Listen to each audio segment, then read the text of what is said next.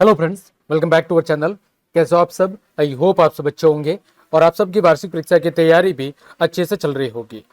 तो आप सभी प्यारे विद्यार्थियों की रिक्वेस्ट को ध्यान में रखते हुए आज से हम कक्षा 9 समकालीन भारत और विश्व के महत्वपूर्ण प्रश्न उत्तर की इस क्लास शुरू कर रहे हैं, जिसमें आज हम आपके अध्याय 1 फ्रांसीसी क्रांति से संबंधित जितने भी महत्वपूर्ण एमसीक्यू यानी कि बहुवैकल्पिक प्रश्न बन रहे हैं और जो पिछली परीक्षाओं के अंदर पूछे भी गए हैं, उन सभी प्रश्नों को हम डिस्कस करेंगे। इससे होगा क्या कि आपकी जो वार्षिक परीक्षा की तैयारी है वो बहुत ही बेहतरीन ढंग से हो पाएगी, क्योंकि यहाँ पर हम प्रत्येक प्रश्नों को सॉल्व करने के साथ साथ उससे संबंधित व्याख्या भी देखेंगे और साथ ही साथ पिछली परीक्षाओं के अंदर जो प्रश्न पूछे गए हैं उनको भी मैंने यहाँ पर शामिल किया है। तो आपकी तैयारी बहुत ही बेहतरीन ढंग से हो जाएगी। आप सभी से रिक्वेस्ट है कि वार्षिक परीक्षा बहुत ही नज़दीक है, तो मेरी जो भी क्लासेस है उनको समय पर देखते रहें और अपने दोस्तों के साथ भी शेयर करें ताकि उन सभी तक ये जानकारी पहुंच सके। तो चलिए क्लास शुरू करते हैं। देखें, सबसे पहला प्रश्न आपके सामने दिया गया है, वो पूछा गया है कि फ्रांस की क्रांति कब शुरू हुई। फ्रांस की क्रांति कब शुरू हुई? तो इसका जो सही उत्तर है वो है 14 जुलाई 1789। ऑप्शन नंबर क, 14 जुलाई 1789 को फ्रांसीसी क्रांति की शुरुआत हुई थी। बास्तिल के किले के ऊपर 14 जुलाई 1789 को हमला किया गया और इसी के साथ फ्रांसीसी क्रांति की शुरुआत हुई। और ये जो घटना थी फ्रांसीसी क्रांति, ये किसके खिलाफ थी? तो फ्रांसीसी जो राजशाही थे, जो राजा लोग थे, उनके खिलाफ जनता का क्या था? गुस्सा था। ठीक, आगे बढ़े। दूसरा प्रश्न है आपका, 1789 की क्रांति किसके शासन काल में हुई थी? 1789 की जो क्रांति है वो किसके शासन काल में हुई थी, ये आपको बताना है। तो 1789 की जो क्रांति है वो हुई थी आपके लुई 16वां के शासनकाल में। किसके शासनकाल में? लुई 16वां के शासनकाल में ये जो क्रांति है वो हुई थी, क्योंकि जो लुई 16 था वो एक अलोकप्रिय शासक था और उसके शासनकाल में सामाजिक और जो आपकी आर्थिक असमानताएं थी वो चरम पर थी, जिसकी वजह से क्रांति का क्या हुआ? जन्म हुआ। आगे बढ़ते हैं। तीसरा प्रश्न आपका कि बुर्बो राजवंश, प्रश्न क्या है? बुर्बो राजवंश का लुई 16वां किस वर्ष राजगद्दी पर बैठा था? यानी बुर्बो राजवंश का जो शासक था लुई 16, ये किस वर्ष राजगद्दी के ऊपर बैठा था? तो इसका जो सही उत्तर होगा वो होगा 1474। क्या होगा? 1474 के अंदर लुई 16 क्या बना? आपका फ्रांस का राजा बना था। ये प्रश्न भी कई बार पूछा गया है कि जो लुई 16 है वो फ्रांस की राजगद्दी पर कब बैठा? तो 1774 के अंदर। आगे बढ़े। चौथा है, लुई 16वां को देशद्रोह के आरोप में किस वर्ष फांसी दी गई? लुई 16 को देशद्रोह के आरोप में किस वर्ष फांसी दी गई थी? तो इसका जो सही उत्तर है वो है 1793।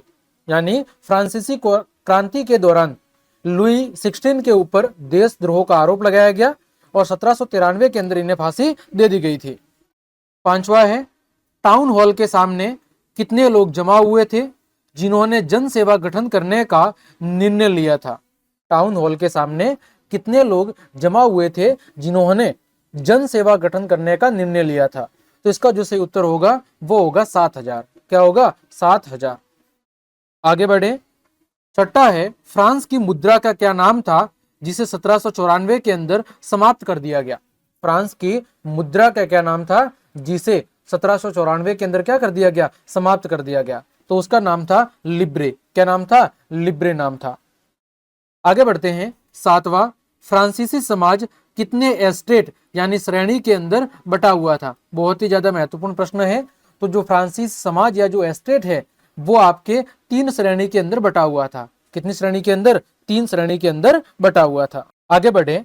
अगला प्रश्न है आपका कि फ्रांस में द्वितीय एस्टेट के अमीर वर्ग को क्या कहा जाता था? फ्रांस के अंदर द्वितीय एस्टेट के अमीर वर्ग को क्या कहा जाता था? तो उसे कहा जाता था कुलीन वर्ग। क्या कहा जाता था? कुलीन वर्ग। कुलीन वर्ग के अंदर अमीर और प्रभावशाली लोग शामिल थे। और बात करें कि जो फ्रांस के अंदर 3 एस्टेट थे वो कौन कौन से थे, तो यहां पर वो भी बता देता हूं। पहला था आपका पादरी वर्ग, दूसरा था आपका कुलीन वर्ग, और जो आपका तीसरा था वो था आम वर्ग या आम जनता। ठीक है, ये 3 एस्टेट बटे हुए थे और जो कुलीन वर्ग था वो क्या था? वो आपके द्वितीय एस्टेट का अमीर वर्ग था। ये क्या था, अमीर वर्ग था। आगे बात करें 9वां, किस श्रेणी के लोग कर यानी टैक्स अदा करते थे, किस श्रेणी के लोग कर यानी कि टैक्स अदा करते थे। तो जो तृतीय श्रेणी के या तृतीय एस्टेट के जो लोग थे यानी जो आम जनता थी, आम जनता टैक्स का क्या करती थी, भुगतान किया करती थी। 10वां है टाइद का अर्थ क्या है। तो जो टाइद था, टाइद एक प्रकार का धार्मिक कर हुआ करता था, ठीक है, जो चर्च के द्वारा लगाया जाता था। किसके द्वारा लगाया जाता था, ये जो टाइद है ये एक प्रकार का धार्मिक कर था जो चर्च के द्वारा लगाया जाता था। आगे बात करें 11वां, टाइल का अर्थ क्या है। देखो दोनों में फर्क है, ये एक टाइद था और ये आपका टाइल है ना। टाइद किसके द्वारा लगाया जाता था, तो टाइद एक धार्मिक कर था जो चर्च के द्वारा लगाया जाता था। वही टाइल क्या है, तो टाइल आपका प्रत्यक्ष कर है। कौन सा कर है, प्रत्यक्ष कर है। ये प्रत्यक्ष कर है जो किसके द्वारा लगाया जाता था, ये लगाया जाता था आपके राज्य के द्वारा। किसके द्वारा, ये आपके राज्य के द्वारा लगाया जाता था। तो दोनों के अंदर फर्क है, ये आप ध्यान रखेंगे। टाइद और टाइल, टाइद क्या था आपका, टाइद आपका धार्मिक कर था। कौन सा कर था, धार्मिक कर। और टाइल क्या है, प्रत्यक्ष कर।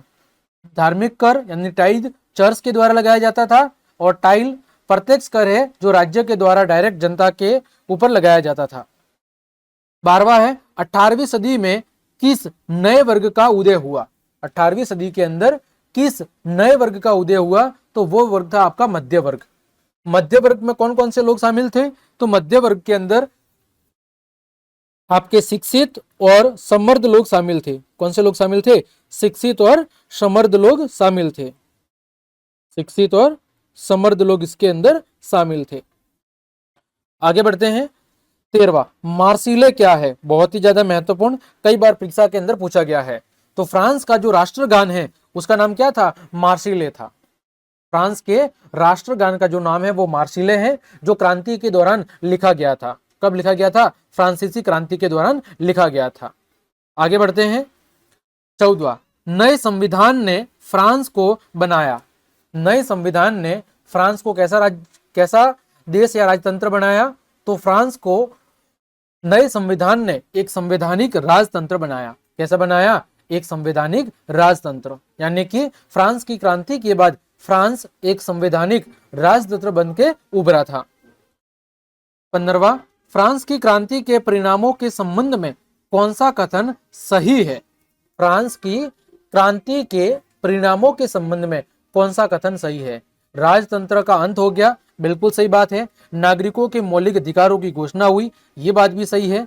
सामंतवाद के अवशेष समाप्त हो गए, ये बात भी सही है। उपयुक्त सभी कथन सही है, तो इसका सही उत्तर होगा उपयुक्त सभी कथन सही है। यानी कि फ्रांस की क्रांति ने राजशाही को समाप्त कर दिया, नागरिकों के अधिकारों की फिर घोषणा हुई और सामंतवाद को भी समाप्त कर दिया। तो ये तीनों ही ऑप्शन यहाँ पर सही है। 16वां है नेपोलियन फ्रांस का सम्राट कब बना। Very very important, Napoleon Bonaparte France का सम्राट कब बना, तो नेपोलियन सन 1804 के अंदर फ्रांस का क्या बना था, फ्रांस का आपका सम्राट बना था। आगे 17वां, वाटरलू में नेपोलियन की हार कब हुई। ये बहुत ही महत्वपूर्ण प्रश्न है। वाटरलू का युद्ध कब हुआ था, तो वाटरलू का जो युद्ध है वो हुआ था 1815 के अंदर, और इस युद्ध के अंदर नेपोलियन की क्या हुई थी, नेपोलियन की हार हुई थी। अगला प्रश्न है आपका 18वां, फ्रांस में सभी लोगों को मताधिकार प्राप्त करने का वर्ष कौन सा है। वेरी वेरी इंपॉर्टेंट, यानी कि फ्रांस के अंदर सभी लोगों को मत देने का जो अधिकार है वो कौन से वर्ष दिया गया था। तो फ्रांस के अंदर सभी पुरुषों को जो वोट देने का अधिकार है वो सन 1892 के अंदर दिया गया। कब दिया गया, सन 1892 के अंदर। 19 है जैकोबियन सरकार का अंत कब हुआ। जैकोबियन सरकार का जो अंत है वो कब हुआ, तो जैकोबियन सरकार का जो अंत है वो 1794 के अंदर हुआ था। ठीक है, तो उपयुक्त में से कोई नहीं। जैकोबियन सरकार का अंत 1794 के अंदर हुआ, जब रॉबीस्पियर को क्या देगी, फांसी दे दी गई थी। जब रॉबीस्पियर को फांसी दे दी गई उस समय जैकोबियन सरकार का क्या हो गया, 1794 के अंदर अंत हो गया।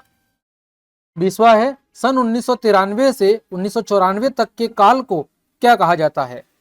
तो सन 1993 से 1994 तक का जो काल था उसे आतंक का युग कहा जाता है। क्या कहा जाता है? आतंक का युग। क्यों? क्योंकि इस टाइम पीरियड के दौरान जैकोबिक जो शासन था, उस शासन के दौरान हजारों लोगों को फांसी दे दी गई और इस वजह से इसे आतंक का युग कहा जाता है। 21 है, स्वतंत्रता, समानता और भाईचारे का नारा किसकी देन है? तो ये जो नारा है, ये देन था फ्रांस की राज्य क्रांतियों का। फ्रांस की राज्य क्रांतियों का, यानी ये जो नारा है, ये फ्रांसीसी क्रांति का एक आदर्श वाक्य बन गया था। स्वतंत्रता, समानता और भाईचारा। 22 है, बास्तिल के जेल का पतन कब हुआ? बास्तिल के जेल का पतन कब हुआ? तो इसकी जो तारीख थी वो थी 14 जुलाई 1789। 14 जुलाई 1789। और इसी दिन से किसकी शुरुआत हुई? तो इसी दिन से फ्रांसीसी क्रांति की शुरुआत हुई थी। किसकी शुरुआत हुई थी? फ्रांसीसी क्रांति की शुरुआत हुई थी इसी दिन से। ठीक है, ये भी आप ध्यान रखेंगे। 23 है, फ्रांस का राष्ट्रीय दिवस कब मनाया जाता है? तो फ्रांस का जो राष्ट्रीय दिवस है वो मनाया जाता है 14 जुलाई को। कब मनाया जाता है? 14 जुलाई को। 24 है, लुई 16 फ्रांस की गद्दी पर कब बैठा था? तो जो लुई 16 है वो सन 1774 के अंदर फ्रांस का क्या बना था? शासक बना था। 25वां है, लुई 16 की पत्नी कौन थी? तो लुई 16 की जो पत्नी थी उसका नाम था मैरी एंतोइनेट। क्या नाम था? मैरी एंतोइनेट। और ये ऑस्ट्रिया की राजकुमारी थी। कहाँ की राजकुमारी थी? ये भी प्रश्न पूछा गया है कि ये कहाँ की थी। तो प्यारे विद्यार्थियों, ये ऑस्ट्रिया की राजकुमारी थी। क्या थी? ऑस्ट्रिया की राजकुमारी थी। ये भी आप याद रखेंगे। आगे बढ़े। मैरी एंतोइनेट कहाँ की राजकुमारी थी? अभी मैंने बताया कहाँ की? ऑस्ट्रिया की राजकुमारी थी। 27 है, प्रथम एस्टेट अर्थात प्रथम श्रेणी के अंदर कौन आते थे? तो प्रथम श्रेणी के अंदर पादरी वर्ग आता था। ठीक है। द्वितीय श्रेणी में, तो सेकंड श्रेणी के अंदर कुलीन वर्ग आता था। और जो आम जनता थी वो कौन से वर्ग में आती थी? तीसरे वर्ग के अंदर आती थी। 28 है, द्वितीय श्रेणी के अंदर कौन से लोग आते थे?